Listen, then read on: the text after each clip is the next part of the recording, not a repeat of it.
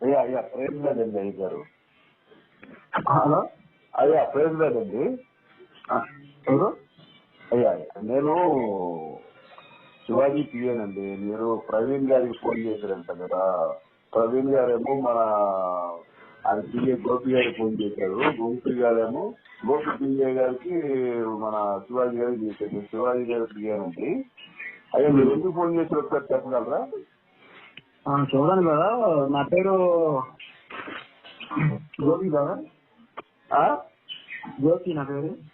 చెప్పండి. ప్రవీణ్ గారు ఈడిఎస్ ఆడుతున్నారు కదా, ఈడిఎస్ దాని గురించి దిగాలంటూ అతనితో మాట్లాడాలని కాల్ చేశాను. అసలు మా దేవంలో వాళ్ళు మాట్లాడుతున్నారు కదా. కానీ వీడియో చూసినప్పుడు అంటే కొంచెం వాళ్ళు వీడియో చూస్తుంటే అర్థం ఎవరు అంటే పవన్ గారు వేసాను, తర్వాత లలిత కుమారి చూస్తుంటారు. ఎంత మాట్లాడాను, నేను లలిత మాట్లాడాను, తర్వాత నాకు మాట్లాడాను. ఈ పవన్ గారితో మాట్లాడాలని కాల్ చేశాను. ప్రవీణ్ గారితో ఓకే. ఏంటి విషయం ఏంటి? ఏ విషయం మీద మాట్లాడతారు అంటే నేను ఇప్పుడు ప్రస్తుతానికి చర్చికి వెళ్తా ఉన్నాను. హిందువు నువ్వు చర్చికి వెళ్తావు. దాని గురించి కొన్ని ఎవరో బైబిల్ గురించి అడుగుదామని చేశాను. యాక్చువల్ గా నేను పాడుతుండేది. పాడుతున్నాడు. నాకు ఒక చర్చ ఉంది. 420 మంది నాకు విశ్వాసులు ఉండేవాళ్ళు. ఎక్కడ బాగా? నర్సరాపేట, గుంటూరు జిల్లా నర్సరాపేట తాలూకా మొలకూరులో నా చర్చ్ అన్నమాట. యాక్చువల్ గా నేను అంతకుముందు బైబుల్ పెద్దగా చదివేవాడు కాదు. ఇంతకుముందు నేనేంటంటే మీకు విజయవాడ బ్లేడ్ బ్యాచ్ తెలుసా? బ్లేడ్ బ్యాచ్ అంటారు. యాలలో బ్లేడ్ పెట్టుకొని వస్తారే దేవుడు కట్టుంటారు కదా, అది. అందులో ఇంతకుముందు చాలా మంటల్లో ఇరుక్కొని ఉన్నా నేను. అందులో బస్ స్టాండ్ దగ్గర ఉండేవాళ్ళం మేము లైన్లు పెట్టుకోవాలి. అంతమంది చావులో అది చెప్పేది ఏంటంటే సార్, నేను ఏంటంటే ఇప్పుడు 10, 10:30, 12 దాకా నేను చర్చి నడిపించేవాడిని. ఇంకా అక్కడి నుంచి మనకి దశ భాగాలు ఆదివారం పూట వచ్చాయి. 30,000, 40,000 అట్లా వచ్చాయి. మనకి కొన్ని కేసులు ఉన్నాయి. నాకు 3 మర్డర్ల కేసులు ఉన్నాయి నా మీద. ఏంటంటే ఆ మర్డర్ కేసులకి లాయర్ ఫీజు కట్టారు కదా. ఈ కుదరదని చెప్పేసి నేను వెళ్ళిపోయాను. విజయవాడ బస్ స్టాండ్ దగ్గరే ఉండేవాళ్ళం. మీ విజయవాడ వచ్చేవా ఎప్పుడైనా? వచ్చాను. విజయవాడ పక్కన వంతులు ఉంటుంది చూడు, బస్ స్టాండ్ పక్కన వంతులు ఉంటుంది చూడు. మన కృష్ణమ్మ ఉండేది నది ఉంటుంది. ఆ నది దగ్గర మేము బ్లేడ్లు పెట్టుకుని నుంచునేవాళ్ళం నైట్ 11, 12కి. కోసి అది ఎవరైనా సుపారీ వస్తే కోసి పడేసేవాళ్ళం. లేదా సుపారీ రాలేదంటే మేము ఇక బ్లేడ్లు కొంచెం జేబులు కొట్టి చేసేవాళ్ళం. ఎదిరిస్తే వాళ్ళు చేసి కోసేవాళ్ళం. ఇలా జరుగుతూ ఉండేది. పగలు ఫాస్ట్ గా ఉండేవాడిని, నైట్ కోసి పడేసేవాడిని. అవునా?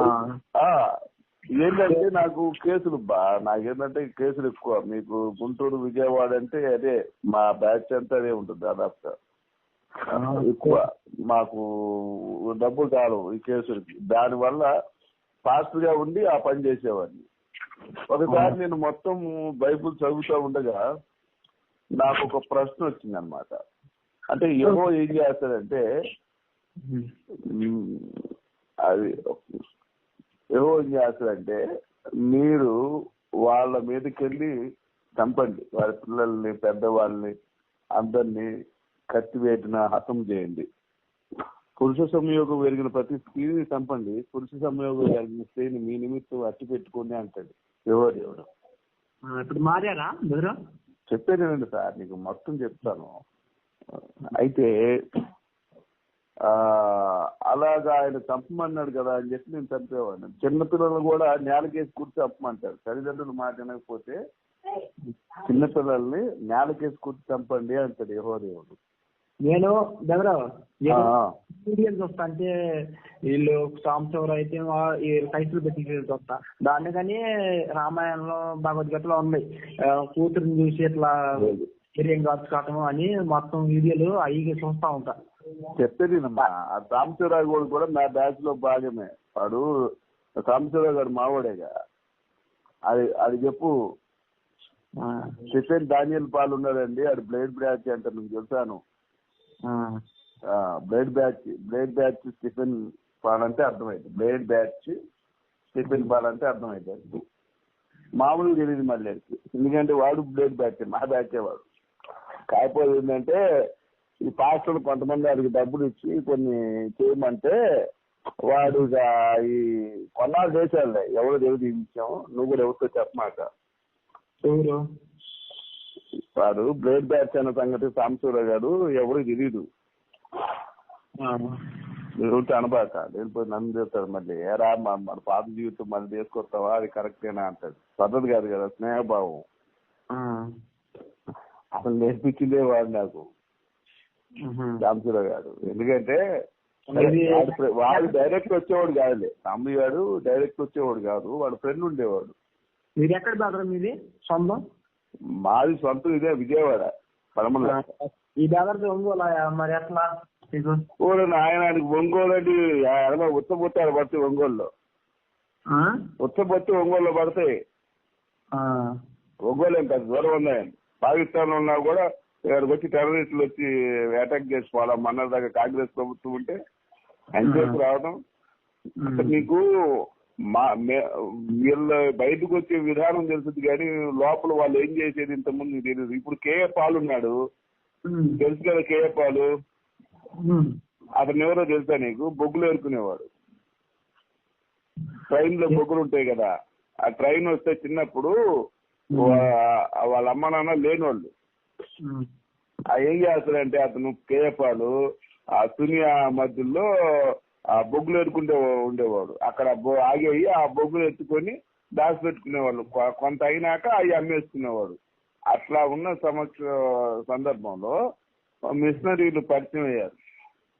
పరిచయం అయ్యి నాకు ఈ ఏరియాలో ఇంతమంది నాకు మతం మారితే నీకు ఇంత డబ్బులు ఇస్తా అని చెప్పి కేఏ పాల్కి ఆ బైబిల్ నేర్పించాడు.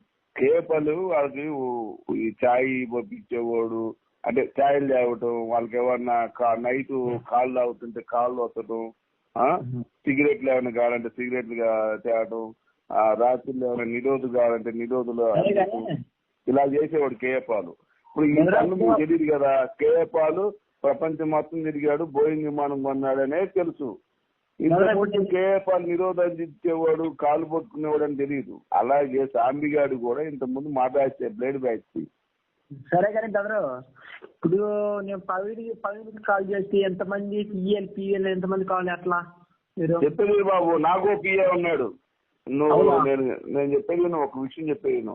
ఇప్పుడు నిర్గమాకాండం నేను చెప్పేది తమ్ముడు, ఒక పాస్టర్ దగ్గర విశ్వాసం ఎలా ఉండాలో కూడా తెలియదు. ఎవరురా మీ పాస్టర్? నాకు అర్థం కాదు. పాస్టర్ మాట్లాడుతున్నప్పుడు నువ్వు వినాలి. నిర్గమాకాండం 34వ అధ్యాయం వచనం ఉంటది.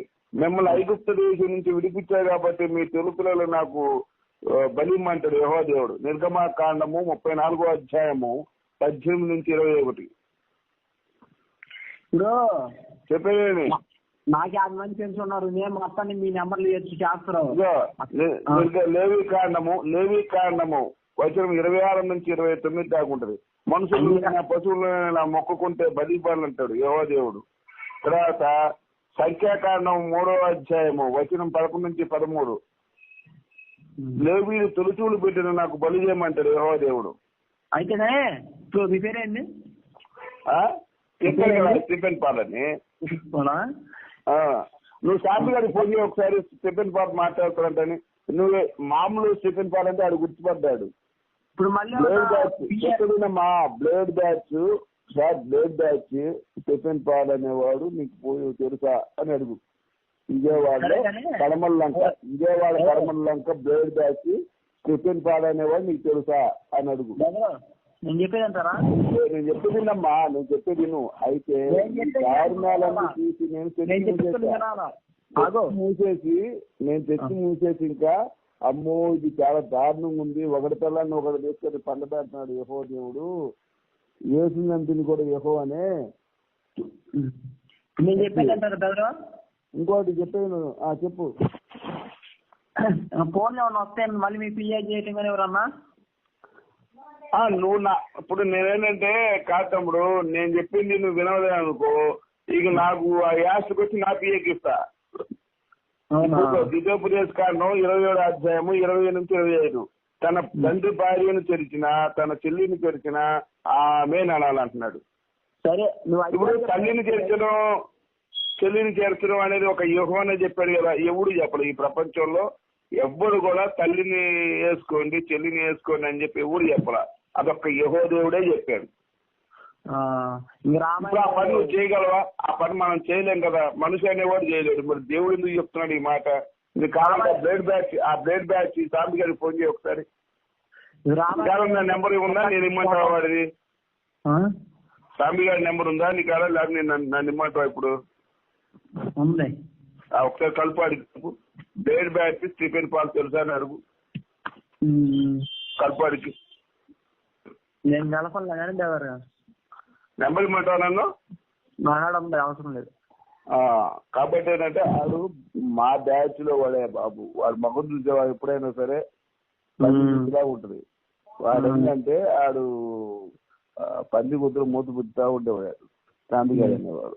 అందుకని మొహం అత్తారని నేను చెప్పింది వినలే. అరే నన్ను తీసుకెళ్ళావు బాగానే ఉంది, ఆటాడడం అంటే ఆ చెత్తనాయాలు నైట్లు బ్లేడ్ బ్యాచ్ మా బ్యాచ్ లో కలిసేవాడు, జేబులు కొట్టేవాడు, పక్కలెళ్ళి ఇక కూర్చొని వీడియోలు చేసుకుంటే ఉండేవాడు శాంతి గారి.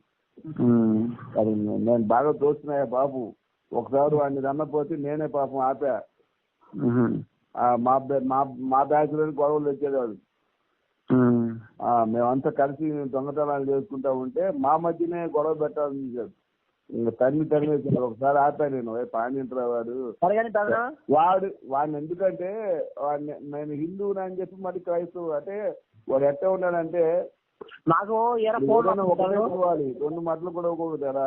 ఇప్పుడు నేను సాంబశివగా అనుకున్నప్పుడు హిందూగా ఉండాలి, లేదు స్టీఫెన్ పాల్ అంటే క్రైస్తవుడిగా ఉండాలి. నేను స్టీఫెన్ పాల్, నేను క్రైస్తవుని, అవునా? ఇప్పుడు నేను అదే వెంకటలింగమో లేదంటే శివయ్యో లేదా సాంబశివరావు అని నేను క్రైస్తవు ఎవడైనా ఒకటే మధ్య కూడా వాళ్ళు ఉండగా. అలాగే శాంతి గారు అటు వాళ్ళ హిందువులది కూర్చున్నాడు, ఇటు క్రైస్తవులది కూర్చున్నారు.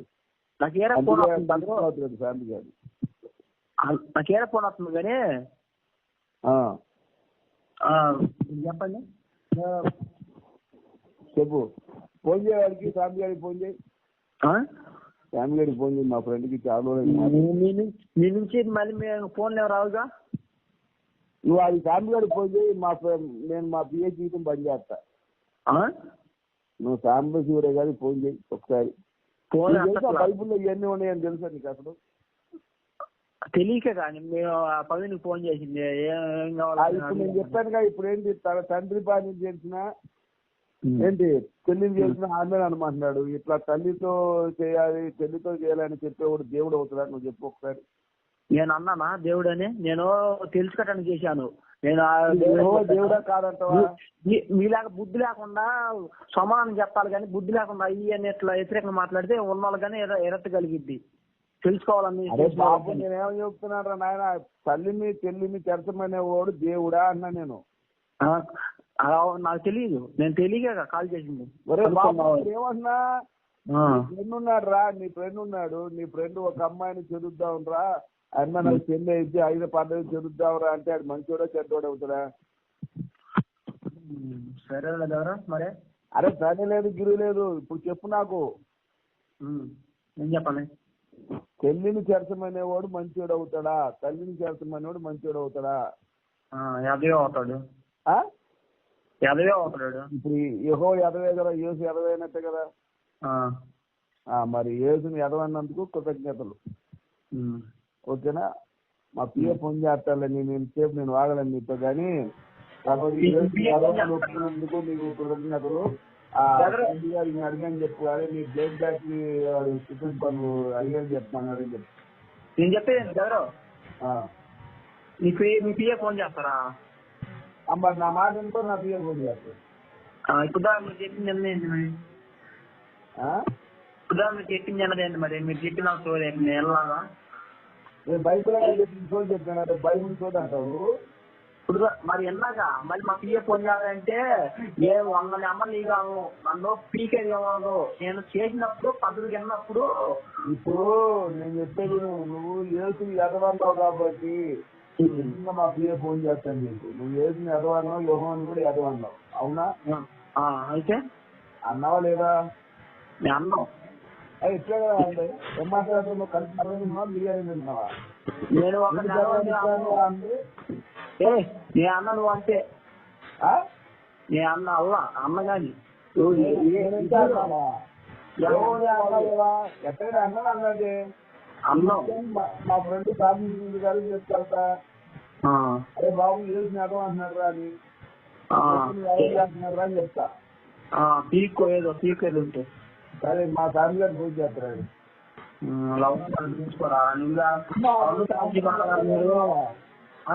నువ్వు ఆడు క్రైస్తవ కోసం పోరాడుతుంటే నానా తండ్రి నువ్వు అందరూ అంటే ఎత్తగా నువ్వు దానికి